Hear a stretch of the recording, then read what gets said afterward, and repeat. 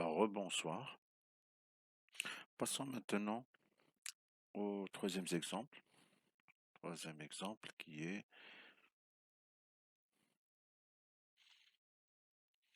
la fonction définie par 3 racine carrée de x moins 2 sur racine carrée de x plus 1.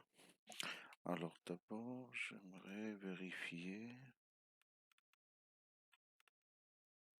Voilà, c'est bon, je crois que c'est bon. Euh, euh,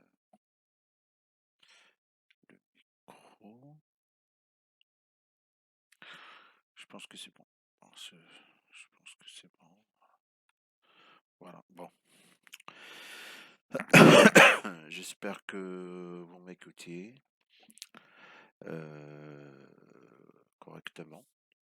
Alors d'abord, on va déterminer le domaine définition. Alors d de f, c'est l'ensemble des x qui appartiennent à R, tel que...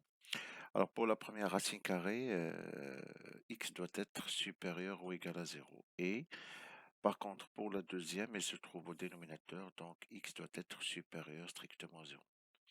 Alors si x supérieur strictement à 0, alors nécessairement il est supérieur ou égal à 0. Donc c'est l'ensemble des x qui appartiennent à R tel que x supérieur strictement à 0. Donc c'est R plus étoile. Ou je l'écris 0 plus l'infini. Alors pour cette fonction, elle possède deux bornes, à droite de 0 et au voisinage de plus l'infini. Alors je commence par à droite de 0. Alors qu'est-ce qu'on a?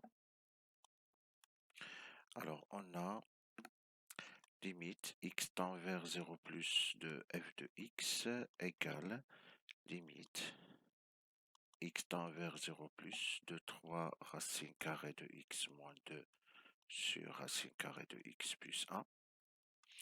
Alors pour 3 racine carrée de x, il va tendre vers 0. 1, bon, ça reste 1. Et ici, c'est 2 sur 0 plus, c'est-à-dire plus infini. Mais il y a un signe moins qui précède, c'est-à-dire moins l'infini. Car la limite x tend vers 0 plus de 2 sur racine carrée de x égale à plus l'infini. Voilà. Alors, l'interprétation géométrique de ce résultat, C de f admet une asymptote verticale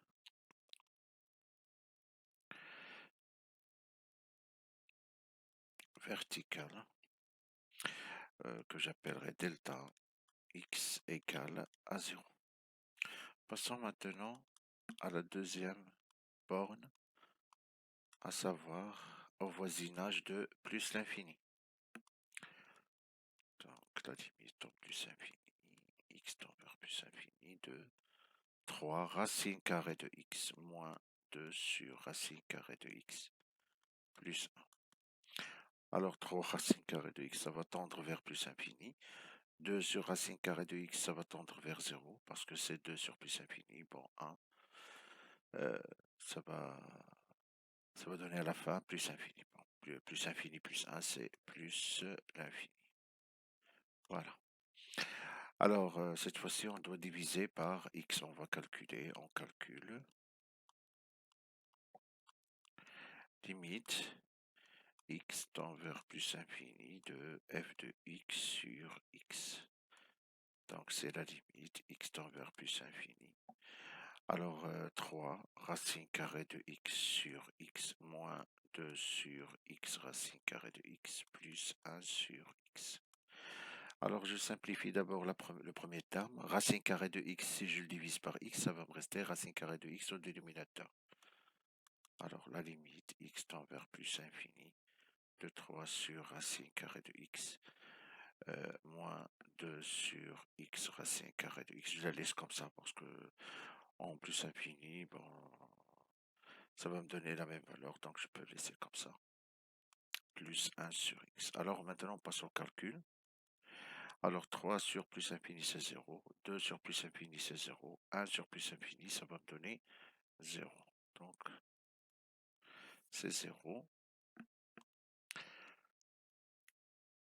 Car la limite x tend vers plus infini de 3 sur racine carrée de x, ça me donne 0.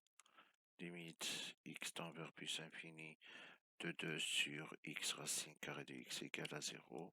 Et à la fin, la limite x tend vers plus infini de 1 sur x, ça aussi c'est 0. Alors, puisque limite de f de x sur x en plus infini m'a donné 0, donc l'interprétation géométrique de ce résultat est c de f admet une branche parabolique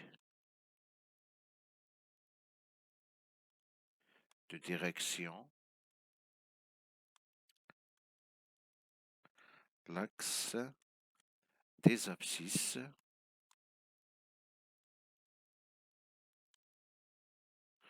au voisinage